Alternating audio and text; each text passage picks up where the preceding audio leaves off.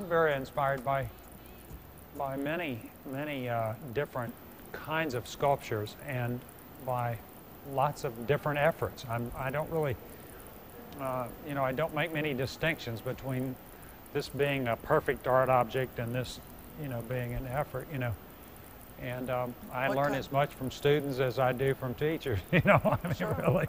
My artist in residency it sounds better than it is, because what I'm really is a worker. And I start working at 8 o'clock in the morning. I work till 5 every day, you know. Everything of the teaching and the working all has to fit in those hours.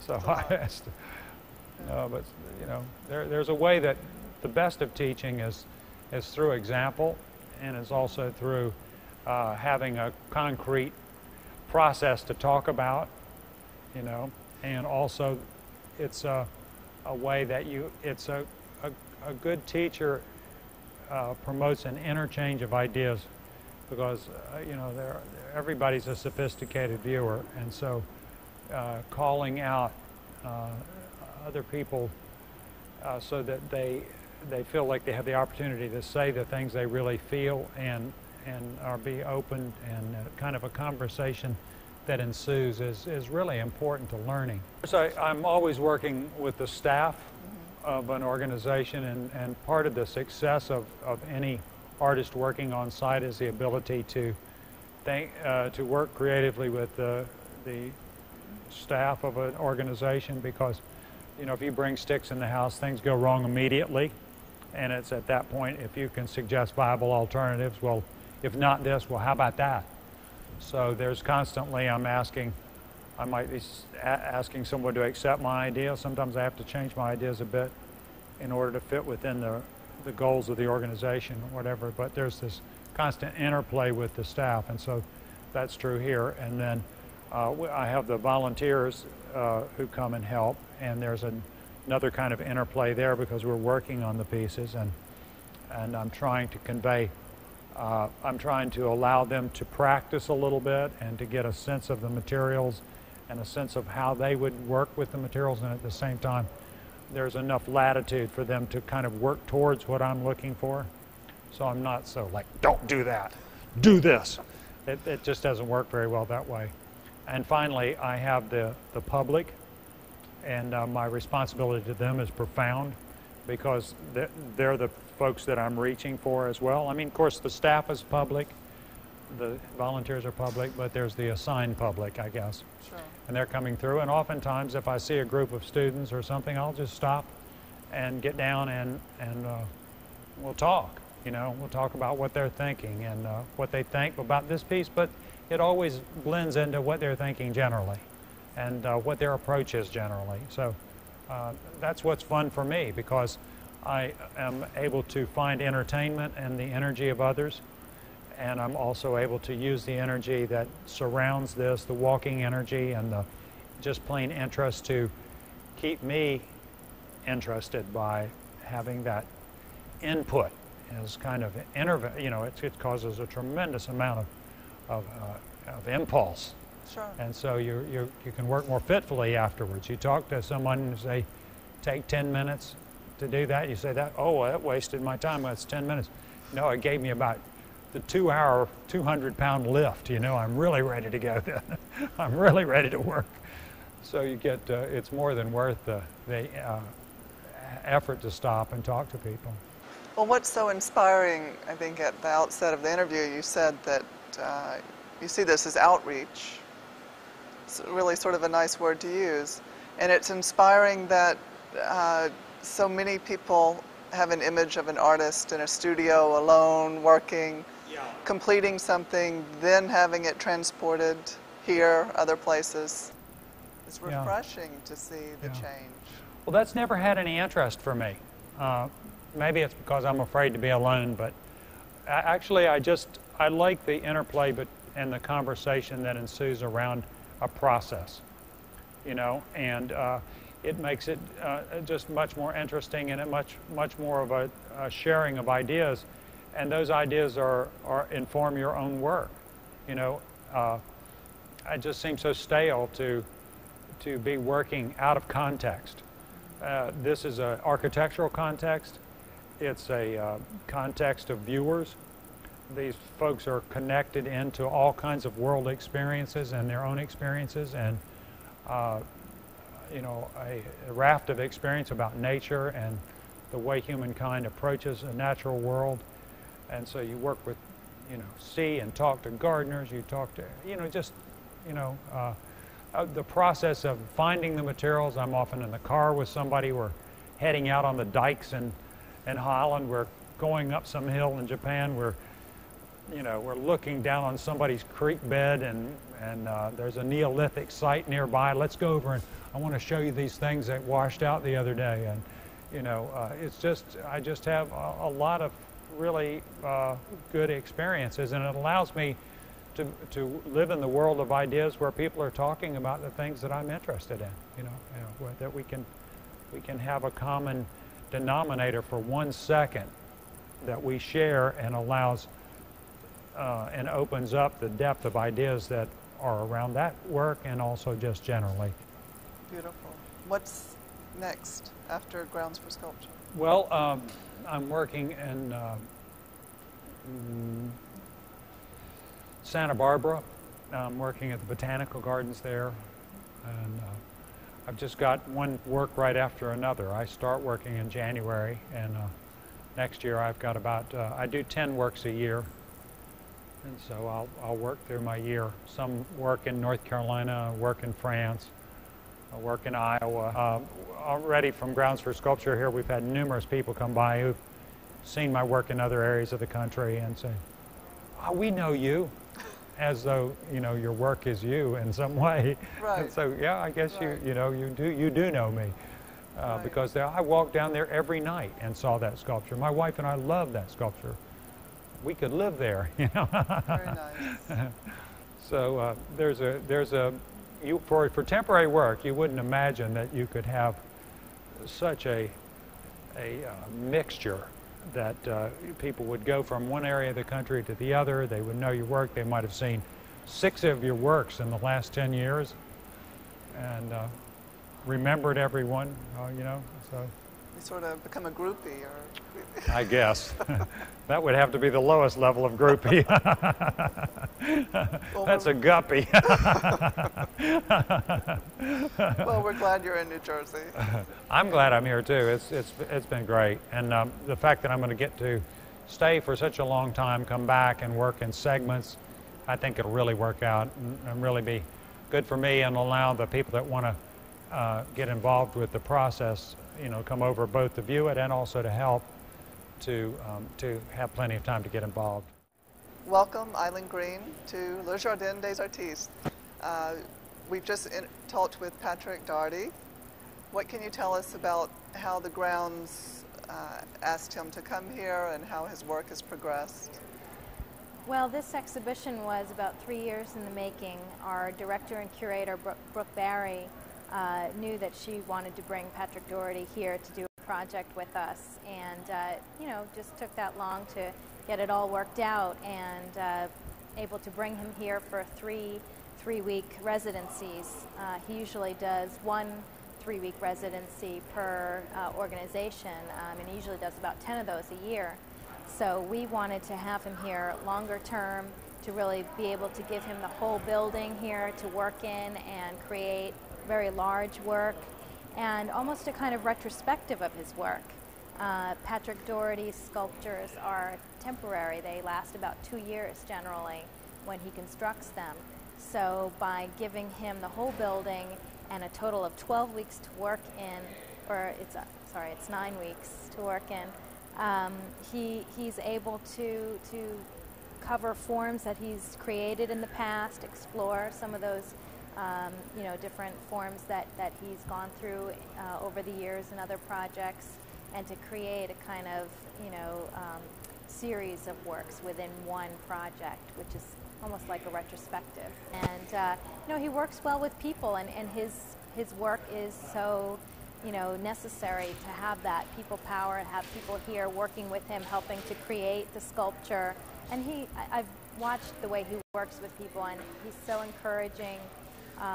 You know, he gives them directions so that they know what to do, and then, you know, lets them do it. And as they're going along. Just you know, it provides feedback that is just so empowering to the volunteers and allows them to really feel a part of it. And part of your function is to coordinate volunteers to help him. Right. As the Education and Volunteer Services Manager, I've helped to send out the word to our community and to bring volunteers from our membership as well as our volunteer program, and also visitors and people around the community. We've really tried to get the word out, and we've had people who came to visit for the day, come back later on and see what was happening here, go home, get changed, and come back to work. So I mean, part of it is just his nature of being able to pull people in that way. And what have the volunteers done to help him? They started out preparing the sticks. All of these sticks were gathered locally, and so we brought them here in large bundles, and they all had their leaves on them still. So in the first round of volunteer project, we had people come and actually take the leaves off all the sticks. They left the kind of smaller branches because that allows it to snag and hold together, but every little leaf was taken off. And then once that's done, then he started to construct the structure, and people started to actually help him to weave the branches into the structure. He does have an assistant that works with him full-time, but everyone else are volunteers. And what have been some of the reactions of the volunteers to gathering sticks and putting them together? They've really enjoyed it. We have some volunteers who have maybe done some weaving in the past, maybe basket weaving or something to that effect, but this is a whole other application of that. But others who don't have any experience, they just saw a chance to get involved in a sculpture here at Grounds for Sculpture. Maybe they've been members and kind of enjoyed seeing the work here, and now here was their chance to actually step into it and get involved, and they really took advantage of that. Right. And what will happen after May? What happens to these sculptures? Well, that's a good question. Usually he'll say himself that he comes back with the wood chipper and they all get turned into mulch, but we're hoping that perhaps there will be one that we might be able to move out into the grounds. It depends on how they hold up over the exhibition, and also the work itself. As you can see with this piece, it's very much a part of the architecture, so it might be difficult to move it out, but we still don't quite know what he's going to make. It's still in process, so by the end we'll see if there's something that can stand up by itself outside. We might be able to do that. Well, thank you for bringing him to New Jersey. We're really glad to have him. And we hope everyone can get out to see this. So we hope you'll come visit us here at Grounds for Sculpture and see Patrick Dougherty's Twisted Logic, which will be on view through May 1st, 2005. Call us at 609-586-0616 or visit our website, www.groundsforsculpture.org. Great. Very good. Welcome, Maggie Nyjander. Thank you. We've seen you working very hard in the background, helping Patrick with these sculptures. Mm-hmm. Can you tell us when you started doing this and how you learned? Well, I started working as soon. The day Patrick arrived, the first step was gathering the trees, and that was that first weekend that I got to meet with Patrick, and other staff helped out with that, and we went in, and it was 2 days of gathering. One was rain, the other one was shine, so it's nice depending on the weather. And as far as how I've been with Grounds for Sculpture for 3 years, so I've been working on special projects, and this was one of the special projects that I got chosen to do, and I had never, ever in my life done anything like this. So this has been quite an experience for me. I come from a museum education background, so a lot of the stuff I've done is sort of non-fine art stuff, and this has really been a lot of just very different from what I'm used to, but I'm enjoying it immensely. And if he shows me something, a new technique, he'll show me, and then I can catch on pretty quickly, and he'll come back and he'll check on you and just to make sure that you're doing what, you're going in the right direction.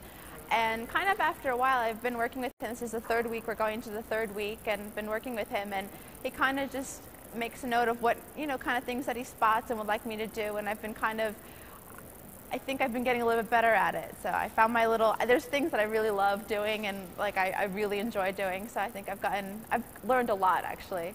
What are those things you enjoy doing? Well, my sort of my little specialty has been working on the borders of the sculpture, sort of where the sculpture meets the ground. You need to have like a sort of a finish, so it doesn't, so that it makes that contact with the ground. So I've been working on the different lines, the sweeping lines that kind of go tuck into the floor or underneath the sculpture and shoot back up.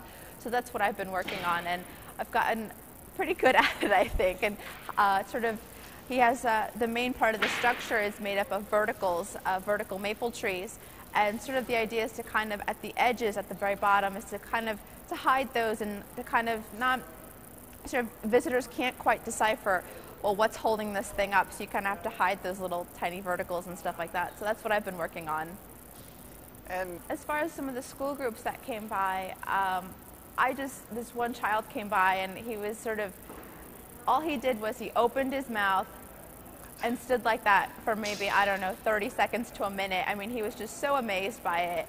And it was just kind of, I mean, that just kind of explains it all right there. So it was kind of a nice moment. And the kids are just great. They come up and they see Patrick working on the sculpture, and the first question is always, how do you make those sticks bend like that? And they're just fascinated by that. A lot of different people come by. They're always curious and looking. And so I've been interacting with the public, and I've had a lot of, just working here at the grounds, just you have constant contact with the public. And I always get, it's rewarding for me to see people when they're smiling and they walk away and they're like, I've enjoyed this place. I had a really good time, and a lot of nice people here, sculptures and everything. So it's been a positive experience, I think. Some of the volunteers that were working when we had the scaffolding up higher up on the dome had suggested, I feel like I'm building an eagle's nest or something. So there's been a lot of suggestions about a bird's nest, and someone mentioned Rapunzel's tower. I was kind of like, it's an interesting, I know Patrick's thinking of titles for this particular piece, so I think he's processing all these different ideas that he'll kind of pass along his way.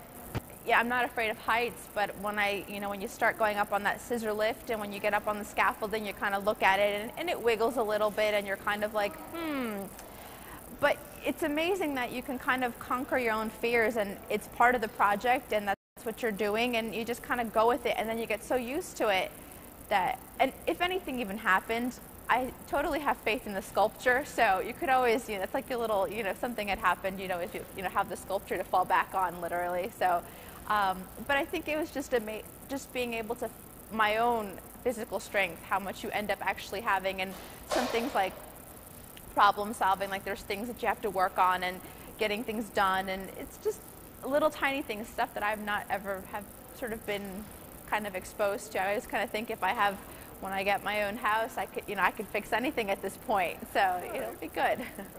And are you working on the second sculpture he's building? We started the second one actually this morning. It's upstairs in the mezzanine. And so we've been looking at that. I've been sort of just doing sort of the little odds and ends, like prepping the surface. It's on the balcony, so you have the wall, and we just sort of had to kind of protect that. So we got some newspaper down and just those little small things. And but we did start that, so hopefully we'll get some more weaving in this afternoon on that. Great. You sound like you're a pro at this now. You can I've gotten a little bit better. Take the ball and run. The second week was a bit painful. Your hands hurt a lot because you do a lot of weaving in and out, and I've gotten a little bit better, I think. They're much more comfortable. I got a lot of that mineral ice stuff going, so it's been good. He's still vague about it, though. I'm vague. I'm a vague guy. He doesn't give us, like, the pinpoint date.